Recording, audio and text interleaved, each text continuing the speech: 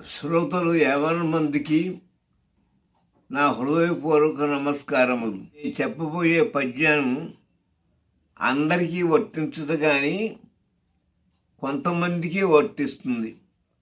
అది అందరికీ జనరల్గా చేసుకుంటే మాత్రం పొరపాటు అవుతుంది.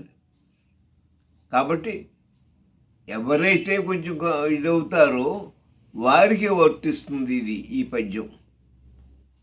మీది అనుమతితో తీసుకుని నేను మొదలు పెడతాను. అనమెచ్చిన మదమెచ్చును, మదమెచ్చిన మత్సరంబు మరి మరి హెచ్చున్.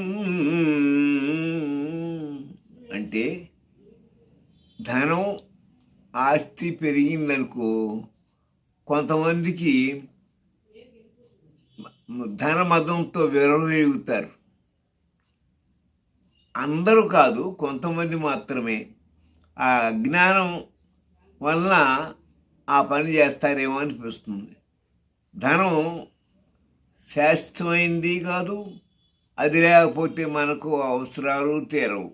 కాబట్టి ధనం చాలా అతి ప్రధానమైంది, ఎవరూ కాదనరు. కానీ ఈ మదపు మాటలు మాత్రం మాట్లాడకూడదు. ధనమెచ్చిన మదమెచ్చును, మదమెచ్చిన మత్సరంబు మరి మరి హెచ్చున్.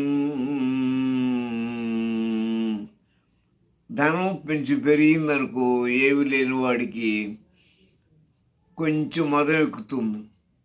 మదం అంటే గర్వం. కళ్ళు ఎత్తుకొచ్చి మాట్లాడతాడు. ఇంతకుముందు మాట్లాడిన తీరు వేరు, ఇప్పుడు మాట్లాడే తీరు వేరు. ఏంటి మనిషి మారిపోయాడు అని అందరూ అంటుంటారు. ఈ మదం వచ్చిందనుకో, మదంతో కాకంటే కూడా ఇంకా ధనం ఎక్కువ వచ్చిందనుకో, అప్పుడు మత్సరంబు మరి మరి హెచ్చును. మదం ఒకటైతే దానికంటే కొన్ని రెట్లు ఎక్కువ మత్సరం. కన్ను విన్ను కనుక్కోకుండా మాట్లాడటం, చిన్న పెద్ద లేకుండా మాట్లాడటం, బుద్ధిహీనుడై ఆ ధనమదంతో ఆ రకంగా విర్రవీగుతూ ఉంటాడు. తర్వాత కొన్నాటికి అతను పతనమవటం తథ్యం.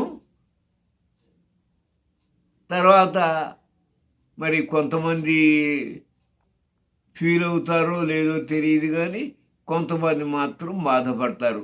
కాబట్టి ధనం వచ్చినంత మాత్రాన విర్రవేయకూడదు, చక్క మామూలుగా ఉండాలి. అది నేర్పింది ఇప్పుడు కవి. కాబట్టి దయచేసి ఇది చాలా ముఖ్యమైంది ప్రపంచానికి, మానవాళికి.